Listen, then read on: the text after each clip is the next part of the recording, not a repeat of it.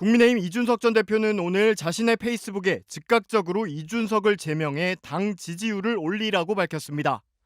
이 전 대표는 당 대변인이면 당의 입장일 텐데 이준석이 당을 나가면 당 지지율이 3에서 4% 오른다는 분석을 하고 있다며 이같이 촉구했습니다. 국민의힘 김민수 대변인이 오늘 오전 MBN에 출연해 이 전 대표가 나가면 장기적으로 3에서 4% 플러스 될 것이라고 말한 대목을 지적한 건데 이 전 대표는 해당 영상도 공유했습니다. 그러면서 우물쭈물할 때가 아니다, 여유가 없다고 덧붙였습니다. 이 전 대표의 이 같은 언급은 국정기조 전환을 요구하며 정부 여당을 비판하는 데 대해 당 일각에서 제명 반응이 나오는 것과 관련해 불쾌감을 나타낸 것으로 보입니다. 일단 변해야 되는 건 이준석 대표다. 배신의 아이콘도 이준석 대표다. 그리고 탕란도 유사보수도 이준석 대표다. 네. 라고 말하면 정확하지 않을까 싶습니다. 이런 이준석 전 대표에 대해서 한 지도부 인사가 이렇게 얘기를 했다고 합니다. 네. 이 전 대표가 나가도 우리 당에서 빠지는 건 3에서 4%포인트 정도일 거다라고 얘기를 했다고 해요. 김 대변인님. 네. 이거 짧게 여쭤보겠습니다. 네. 3에서 4포인트가 적은 건가? 라는 생각도 들거든요. 플러스 될 거라고 봅니다. 장기적으로. 나가면 플러스다. 네. 오. 3에서 4% 플러스 될 거라고 봅니다. 한국갤럽 여론조사에서 윤석열 대통령의 국정 지지율이 6개월 만에 최저치를 기록한 것으로 나타났습니다. 한국갤럽이 지난 17일에서 19일 전국 18세 이상 1000명을 대상으로 조사한 결과 윤 대통령의 직무수행 긍정평가는 30%로 직전 조사보다 3%포인트 하락했습니다. 부정평가는 3%포인트 오른 61%로 긍정평가보다 2배 이상 많았습니다. 국정지지율 30%는 지난 4월 둘째 주 27%로 올해 최저를 기록한 이후 6개월 만에 가장 낮은 수준입니다. 한국갤럽은 부정평가 이후로 지금까지는 외교나 후쿠시마 오염수 방류 관련 사안이 많았는데 추석 이후엔 2주 연속으로 경제 관련 지적이 1순위를 차지했다고 설명했습니다. 지역별로는 대구 경북을 포함한 전 지역에서 부정평가가 많았고 연령별로는 70대 이상에서만 잘하고 있다는 평가가 많은 것으로 나타났습니다. 정당 지지도는 국민의힘 33%, 더불어민주당 34%, 정의당은 3%로 조사됐습니다. 이런 내용의 갤럽 여론조사가 발표되자 이준석 전 국민의힘 대표는 SNS를 통해 돌아버리겠다며 대책이 없으면 내려놓으라고 촉구했습니다. 이준석 전 대표는 갤럽 조사에서 서울이 긍정 25, 부정 66%로 경기도보다 어려워졌고 TK는 부정평가가 긍정을 상회하기 시작했다며 얼마 전까지 간신배들이 서울은 이기고 경기도는 살짝 진다고 하면서 위기론 이야기하는 사람들을 몰아세우더니 이게 뭐냐고 비판했습니다. 이 전 대표는 보궐선거 이후 어떻게 변화할지에 대한 구체적인 조치는 없고 천하태평으로 누가 신당을 하면 어쩌냐면서 주판안이나 굴리고 있다며 이기고 싶으면 방송 나와서 아부하지 말고 용산 전체주의와 싸우라고 주장했습니다. 오늘 발표된 갤럽 여론조사의 표본 오차는 95% 신뢰 수준의 플러스 마이너스 3.1%포인트, 응답률은 14.2%로 자세한 내용은 중앙선거여론조사 심의위원회 홈페이지를 참조하면 됩니다. 김기현 2기에 대한 전망을 좀 해봅시다. 2주밖에 못 버틸 거다 이런 얘기를 했어요. 왜 그렇습니까? 저는 지도부 측 인사가 연락이 왔길래 그냥 저는 그 어려운 선택하셨지만 어쨌든 길게 가긴 어려울 것 같은데요 이렇게 얘기했어요. 네. 왜냐하면은 결국 지금 대통령께서는 어쨌든 이 지도부를 끌어내기 어렵습니다. 왜냐하면은 끌어내리기가 어렵다 대통령은. 왜냐하면은 예. 우리가 다 알지만 전당대회 때 어떤 방법을 써가지고 이 사람들을 만들어야겠다라고 대통령실에서 개입했는지 알잖아요. 아 김기현 대표가 되던 네. 그 스토리. 예, 그러니까 뭐 나경원 안철수 주저앉히고 이준석 징계 때리고 유승민 못 나오게 룰 변경하고 그렇게 해가지고 결국에는 이렇게 만든 거 아닙니까? 네. 그러면 이 선택이 옳지 않다는 것은 그렇게 룰까지 바꿔가면서 만든 사람들한테 엄청 타격이 하는 일입니다. 네. 예, 당을 해집어놨는데 옳은 선택도 아니었어요. 뭐 그런 거잖아요. 그러니까 대통령께서는 움직이지 않겠지만은 지금 딱 분위기 보십시오. 대통령께서는 김기현 대표 중심으로 풀어나가라는 식으로 말한 것처럼 보이지만은 네.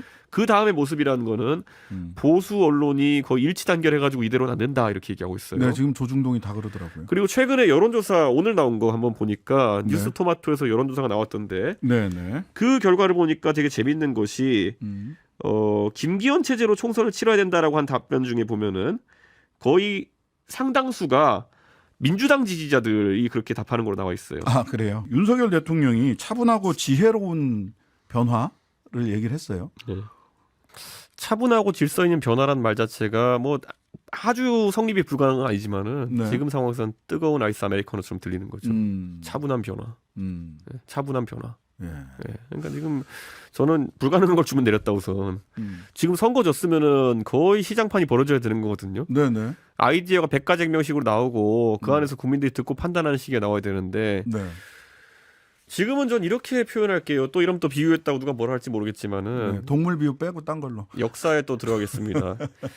예전에 조선수군이 예전에 억지로 네. 부산에 쳐들어가려고 그러다가 예.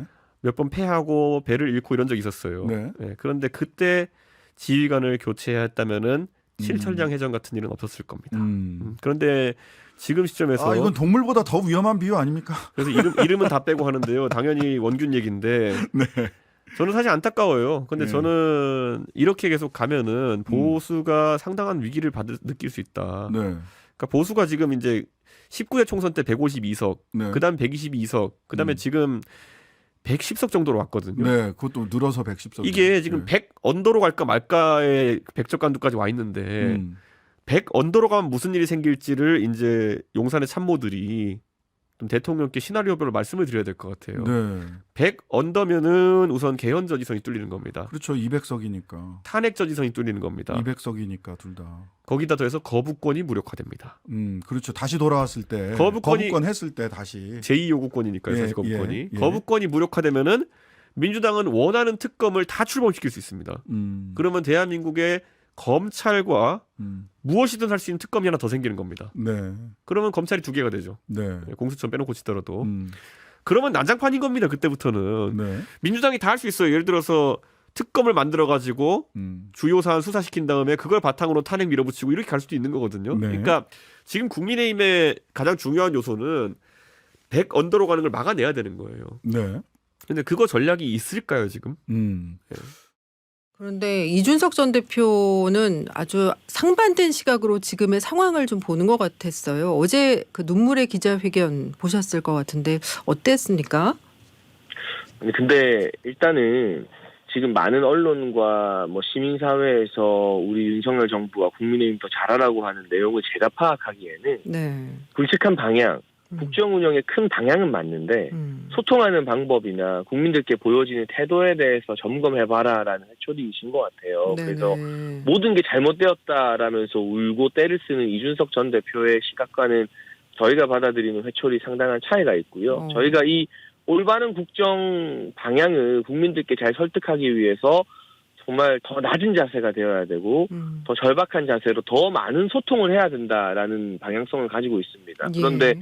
이 전 대표가 말한 것처럼 모든 게 다 틀렸다. 이때까지 한미 외교를 복원하고 대통령께서 정부가 돈을 펑펑 쓰지 않고 미래 세대를 위해서 허리띠 졸라맬 것은 졸라맨다라는 이 기조 자체에 대해서는 많은 언론도 맞는 방향이다라고 평가해 주시는 것 같고요. 저는 갑자기 울기 전에 본인 자신의 과오를 좀 돌아보면서 눈물 한 방울 미리 흘렸으면 이준석 전 대표의 처지가 지금 같지는 않았을 거라고 생각을 합니다. 본인의 그 수많은 실패와 그 수많은 언론이 본인을 비판할 때 이런 반구도 듣지 않고 무소불위의 독불장군 같은 모습을 보여준 사람이 이준석 전 대표 아니겠습니까? 저는 그 눈물은 이준석 전 대표가 자기 자신의 과거를 반성하는 눈물이 먼저 흘렀어야 된다고 봅니다. 예. 그런데 이준석 대표가 왜 이 시점에 이렇게 눈물의 기자회견을 했을까? 어떤 뭐 정치적인 이유가 있다고 보십니까? 명분 쌓기라고 보여지는데요. 본인이 뭔가 윤석열 정부나 국민의힘이 힘들 때마다 그 빈틈을 비집어야만 자신의 정치적 공간이 열린다는 생각을 하는 것 같고요. 네. 불과 그 기자회견하기 하루 전까지 유튜브에서 낄낄거리면서 정부 여당을 경박하게 조롱하던 분이 갑자기 비장하게 뭐 눈물을 흘린다고 해서 좀 거기에 공감할 국민들이 많지는 않다고 보고요. 어쨌거나 본인도 정말 충정 어린 조언을 하고 싶다면 당 밖에서 이상한 사람들이랑 어울리면서 막 정부를 조롱하고 낄낄거리고 그런 가벼운 모습 보여줄 게 아니라 전직 당대표이지 않습니까? 좀 무게감을 가지고 조언을 하고 충원을 하더라도 이 당과 정부를 향한 애정이 있다는 걸 좀 국민과 당원들한테 인정을 받으면서 당 안에서 역할을 해야 된다라는 말씀을 드리고 싶네요. 그러니까 갑자기 뜬금없이 국회에서 눈물 흘리기 전에 이 안철수 의원처럼 어려운 선거인 걸 알면서도 여러 번 강서에 와서 헌신하고 고생한 분들을 그렇게 조롱하고 뭐 이렇게 놀리는 게 말이 됩니까? 그게 책임감을 느끼는 정치인의 자세인가요? 예. 기존에 뭐 정치적인 논법을 이야기하기 전에 안철수라는 우리 당의 소중한 자산에 대한 인간적인 예의가 아닌 거잖아요. 저는 정치인이 되기 전에 인간이 먼저 되라라는 많은 요구를 우리 당원들이 이준석 전 대표에게 하고 있다고 생각합니다.